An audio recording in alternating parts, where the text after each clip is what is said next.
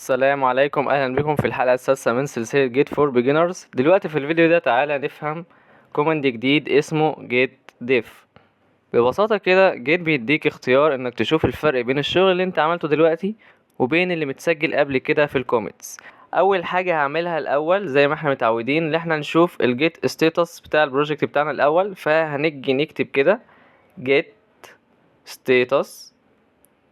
هتلاحظ ان مفيش اي حاجه في الستيجنج ومفيش اي حاجه محتاجه تتعملها تراكنج. ده اللي احنا كنا واقفين عليه المره اللي فاتت، الفيرجن بتاع البروجكت بتاعنا لما كتبنا هالو وورلد وهالو جيت. مفيش اي حاجه احنا ضفناها جديده، فبالتالي مفيش اي كوميتس محتاجين نعملها، كله كلين.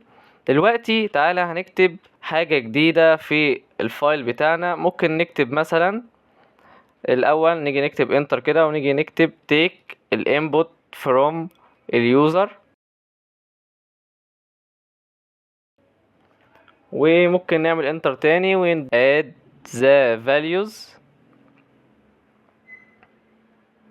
لما تيجي تعمل سيف انت واخد بالك في الفيس كود هتلاقي ظهر لك خط احمر كده جنب السطور الجديدة اللي انت ضفتها. ده معناه ان انت ضفت حاجات جديدة في الفايل. ده اوبشن موجود عندك في الفيس كود، هو بيعمل لك خط اخضر كده في الحاجات الجديدة اللي انت ضفتها في الفايل. لو رجعت للتيرمينال وعملت جيت ستاتس هيقولك ان في تعديل على الملف، بس مش هيقولك بقى ايه اللي اتغير بالظبط. طب انا عايز اعرف ايه اللي اتغير جوه الملف. ساعتها بقى هنستخدم الكوماند الجديد معانا في الحلقه دي اللي هو جيت ديف.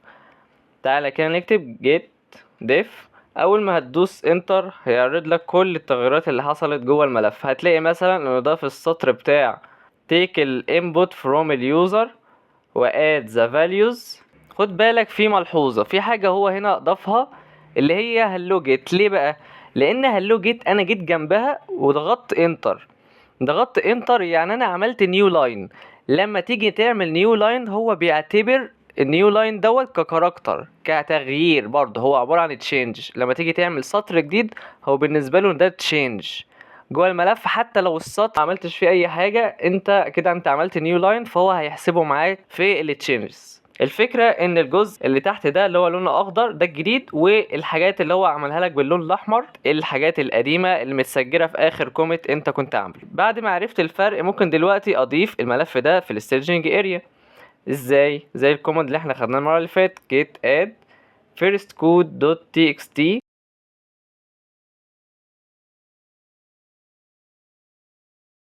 ندوس انتر، ولو جيت عملت جيت ديف تاني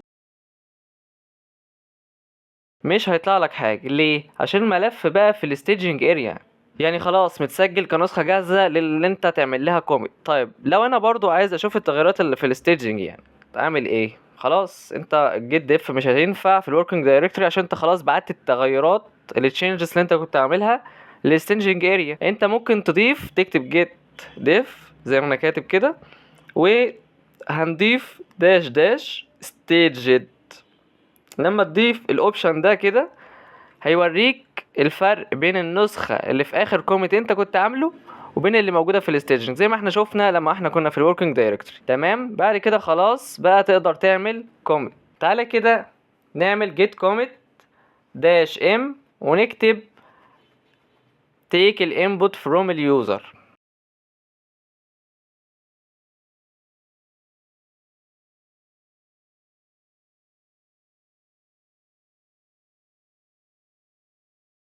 المسج دي حاول دايما تبقى منطقية واضحة عشان تعرف بعد كده كل كوميت كان بيعمل ايه. ولو عملت كده تعالى نكتب get log، هتشوف كل الهيستوري بتاع الكوميتس اللي انت كنت عاملها، واخر واحد فوق هو اللي احنا لسه عاملينه اللي الهيد بوينتر زي ما احنا قلنا المره اللي فاتت بيشاور عليه. ودي اللي احنا هنبقى نشرحها في فيديو البرانشز الجاي ان شاء الله. تمام؟ ولو وصلت لهنا ما تنساش تعمل لي سبسكرايب ولايك وشير، لان ده بيساعدني ان انا اكمل في باقي الفيديوهات. وشكرا جدا ليكم.